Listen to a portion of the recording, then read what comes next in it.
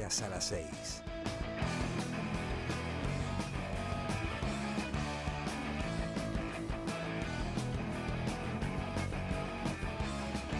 Quisiera que yo no fuera tan fuerte, que a veces retumbara las montañas y escuchara en la mente suspirar adormecidas las palabras de amor de mi garganta.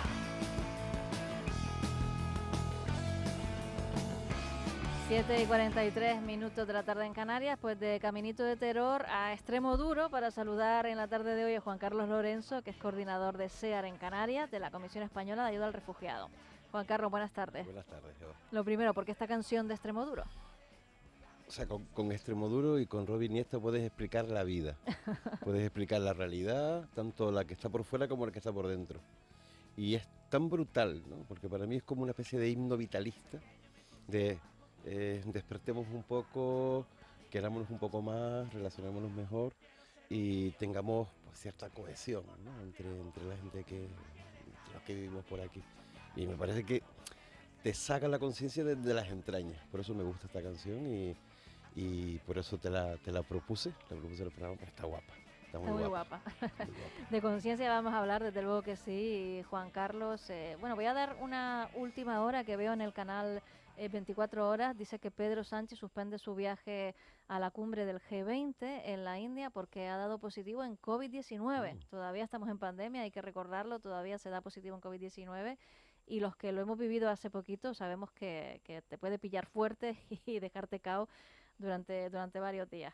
Pero volviendo a nuestro asunto, Juan Carlos, hoy te invitamos para este Canarias Late y bueno, justo hay muchas noticias que tienen que ver con las migraciones. Sí. Tenemos la memoria anual de la Fiscalía General del Estado diciendo que bueno, que soportamos mucha presión en Canarias y que hay que crear centros de acogida permanentes y dignos para acoger a los que llegan en situaciones de eso, de dignidad y no, por ejemplo, lo que se vivió en 2020 con el muelle de Arguineguín. Tenemos llegada de migrantes en esta época porque es la época de mejor mar y acceden a nuestras islas afortunadamente, con un mar en calma y con menos accidentes en alta mar. Y luego tenemos también hasta el momento marítimo denunciando que se van a quedar sin una guardamar a final de mes, que hay otra también, que bueno, se quedan sin una hora, sin otra también previsto quedarse sin ella a final de mes porque, bueno, tiene que recibir tareas de mantenimiento y de arreglo, justo ahora que sube el número de personas que llegan a nuestras costas.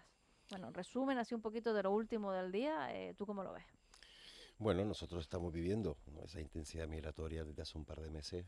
Yo creo que desde final de mayo ya vivíamos cierto repunte y yo creo que se ha ido confirmando a medida que han ido pasando los meses. Julio y agosto han sido meses muy intensos, comenzamos septiembre también. Son realidades que parece que se han adelantado a lo que es estacional en las migraciones por mar a Canarias, pero que también reflejan las necesidades y las angustias de mucha gente que se desplaza forzadamente por muchas razones, de persecución, de empobrecimiento, de una falta completa de horizonte vital, que yo creo que se ha visto acrecentada y yo creo que acentuada por la inestabilidad en el Sahel y principalmente también por la situación de Senegal. Senegal está viviendo una convulsión social y política brutal. Ya vivía una situación económica de empobrecimiento también de una manera muy clara desde hace años y yo creo que se ha juntado para que muchas de las personas vean que en Senegal no tiene ningún futuro o vean que en Senegal pueden estar perseguidos por pensar diferente al gobierno actual. No olvidemos que el opositor, ¿no?, Sonko, está encarcelado, que es el alcalde de Ziguinchor, la zona sur de Senegal. Su partido ilegalizado, o sea, estamos hablando de una situación muy, muy, muy compleja y eso se nota. Tenemos que tener cuidado, yo creo que no podemos dejar de mirar cómo la estructura de acogida humanitaria de emergencia tiene que funcionar, tiene que adaptarse, tiene que tener la flexibilidad suficiente como para poder dar respuestas y digerir la realidad migratoria que vivimos. Yo creo que ese es el gran reto y sobre todo superar la inequidad territorial que vive en islas como El Hierro y Lanzarote, que parece ser que en el plan de contingencia del Ministerio está contemplado. Y una realidad que nos toca muy de cerca, que son los menores extranjeros no acompañados. Una realidad que es propia, competencia exclusiva del gobierno de Canarias, pero que Canarias por sí misma no creo que no tiene la capacidad, no de acoger y de prestar las necesidades básicas necesarias, sino de desarrollar un proceso educativo y de integración que es lo suyo cuando hablamos de niños y niñas. Juan Carlos, ¿qué hay del refugio, del asilo? ¿Se concede? ¿Hay conciencia de que, bueno, hay países que lo están pasando mal, que no se cumplen derechos y que hay personas que son merecedoras de ser acogidas aquí? Mira, el año pasado, que son las cifras que tenemos con respecto a datos globales, ¿no? O datos cerrados, se protegía el 16% de las personas que lo solicitaba. Es una protección que es superior a la del año anterior, pero que está muy lejos de la media europea del 38%. Es decir, protegemos poco en España. También es verdad que hay ciertos, no sé si llaman los brotes verdes o situaciones que nos hacen pensar que hay cosas que pueden cambiar. Y es que a las personas de Mali, que es una de las nacionalidades que viene sobre todo por costas a través de la ruta canaria, le están concediendo la protección a más del 90%. Y eso porque la realidad de Mali, un país que está en conflicto, en guerra prácticamente en todo el país, eh, genera esa situación de protección que hay que dispensar. Hay otras nacionalidades en las que no tanto. Y ahora yo creo que la tendencia es ver, o el ojo donde yo lo pondría es en ver qué pasa con las personas senegalesas que están huyendo de la conflictividad política y social. Ver qué tipo de protección podemos dispensar o no. También es verdad que la mayor o menor amplitud, o la mayor o menor sensibilidad de un gobierno para poder conceder asilo o proteger mejor, también depende de ciertas voluntades políticas. Nosotros queremos que eso no sea así y que las situaciones de Mali también tengan que ser protegidas. Hemos vivido la, la devolución colectiva a Mali de 160, perdón, a Senegal de 168 personas a través de una patrullera de la Guardia Civil. Hemos dicho desde SER que nos parecía que eso contravenía el Convenio Europeo de Derechos Humanos, porque para nosotros no es que Senegal no sea un país seguro, sino que Senegal se encuentra en una situación muy compleja, muy complicada, de convulsión política y social que tiene que ser tenida en cuenta a la hora de proteger y preguntar a la gente qué le pasa, por qué huye, por qué ¿Eso se podría desplaza. considerarse una devolución en caliente? Ese barco que está en el mar y que se devuelve sin pasar por aquí. Podría, porque yo creo que en ningún momento, al menos no nos consta, se les informara, se les preguntara qué es lo que les sucede, se les informara de que podrían tener derecho a solicitar asilo, eh, se detectaran especiales vulnerabilidades, por ejemplo, personas que puedan ser víctimas de trata o personas que puedan ser menores de edad y que estuvieran solas y no acompañadas. Creo que de eso no se produjo. Por tanto, cuando una patrullera de la Guardia Civil es jurisdicción española y por tanto se tiene que aplicar la legislación española Ujú. y la internacional a la que nos hemos adherido. Y una de ellas es el Convenio Europeo de Derechos Humanos. Y el Tribunal Europeo de Derechos Humanos ha dicho muy claramente que ese tipo de situaciones hay que estudiar de manera individualizada, caso a caso, con asistencia jurídica y con asistencia de traductores o intérpretes en lenguas de origen, porque es la única manera de poder tener un conocimiento lo más exacto posible de lo que la persona quiere decir y de lo que a la persona le pasa. Para nosotros, digamos que la estamos catalogando casi como una devolución en caliente. Si no recuerdo mal, por situar también a nuestra audiencia, un cayuco salía de Mauritania con personas a De bordo, Senegal. de Senegal, salía de Senegal y se devuelve luego a Senegal, pero se intentó que fueran a Mauritania y no se llegó a un acuerdo con ellos. Sí, o sea, nosotros, tanto la Unión Europea como España tienen convenios de muy diversa índole y entre ellos para la readmisión de personas que salen de los puntos, o sea, de dichas costas. Ujú. Con Mauritania hay un convenio que es que podemos devolver a Mauritania a personas que han salido de sus costas s- siendo nacionales mauritanos o que hayan pasado por Mauritania. Por ejemplo, Mali tiene una frontera con Mauritania muy, muy amplia. Por tanto, una persona maliense podría ser devuelta a Mauritania si ha pisado en algún momento suelo mauritano. En Ujú. este caso eran personas senegalesas y querían devolverlos fueron interceptados en las costas mauritanas y querían devolverlos a Mauritania. Mauritania dijo que no entraba dentro del contexto del convenio. También es verdad que parece ser que había también como una especie de negociación económica de una mayor contribución económica para luchar contra los flujos migratorios y ver si era posible de esa forma el poder desembarcar a esas personas allí. Mauritania se negó, entre otras cosas porque no se cumplían X condiciones del convenio, no habían salido de Mauritania y no había ningún oficial mauritano Pero en estaba en el sus barco. costas y de ahí la idoneidad de acercarse a Mauritania en lugar de subir de nuevo a Senegal Sí, también tiene o sentido bajar, mejor bajar, dicho. sí, pero también o sea, tiene algo de sentido el decir vamos a buscar un espacio seguro, un puerto seguro, Ujú.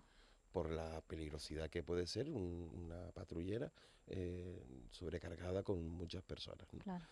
Pero en cualquier caso, eso tampoco estaba en contradicción o era excluyente de que pudiéramos preguntarle a la gente qué le pasa. Yo creo que estamos, en la sociedad en general, estamos, estamos escasos estamos escasos en actitudes empáticas de preguntar a la gente qué le pasa. Y en función de eso articular la protección que se deba, si fuera el caso.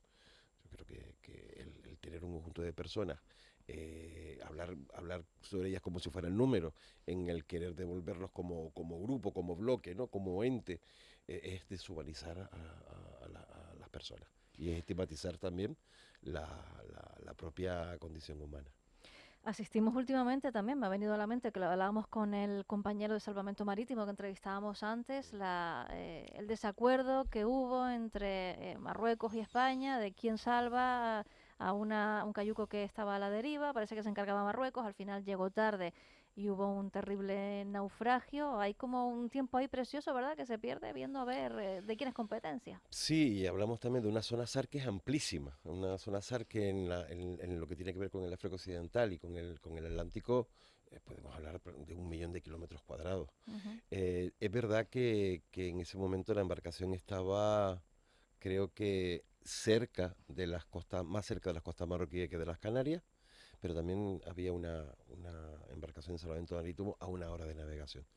Es verdad que venía con una embarcación ya rescatada y también por un principio de seguridad de la vida de esa persona prefirió regresar a Canarias y no rescatarlo. Eh, los rescates o esa coordinación en los rescates se ha dado desde un tiempo para esta parte de una manera mucho más manifiesta.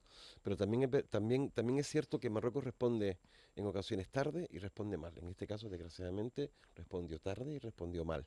Creo que podemos haber hecho algo más y de hecho el propio piloto de uno de un avión SACEMAR decía, estos son azar españoles, por tanto deberíamos haber rescatado. Eso está grabado, es algo objetivo, es un hecho real. No sé, la desazón y la frustración te invade cuando ves que, que en ocasiones el que mientras más lejos estén es mejor, es lo que prima antes que el poder rescatar y garantizar la vida. A nosotros realmente te deja el cuerpo destrozado, ¿no? No Ujú. podemos acostumbrar a que esas cosas pasan desgraciadamente con mucha frecuencia y yo creo que tenemos que ser muy conscientes, y críticos también con las realidades y saber que no podemos tolerar la muerte, no podemos tolerar el vulnerar o el violar el derecho a la vida y a veces lo hacemos. No acostumbrarnos a ella, ¿no? No. Juan Carlos, ¿cómo están ustedes aquí en CEAR Canarias? Los hemos visto últimamente reunirse, por ejemplo, con el gobierno de Canarias, con Fernando Clavijo, con Candelaria Delgado, para, bueno, preguntarles, ¿no?, cómo se organizaban de cara a este aumento de llegada de personas que se prevé, como ocurre siempre en estos meses en las islas. ¿Qué más tienen sobre la mesa en la agenda? Bueno, nosotros intentamos dar una respuesta lo más integral posible a las personas con las que trabajamos, aquellas que pueden solicitar asilo, aquellas que ya tienen concedido la protección, que afortunadamente chicos de Mali, súper jóvenes, están teniendo protección y para ellos es una oportunidad de estar en un espacio seguro y contribuir a su proyecto de vida e intentar dar una visión muy holística de lo que puede ser la intervención con personas. Nosotros entendemos que nuestro principal objetivo es generar bienestar y autonomía en los proyectos de vida de la gente.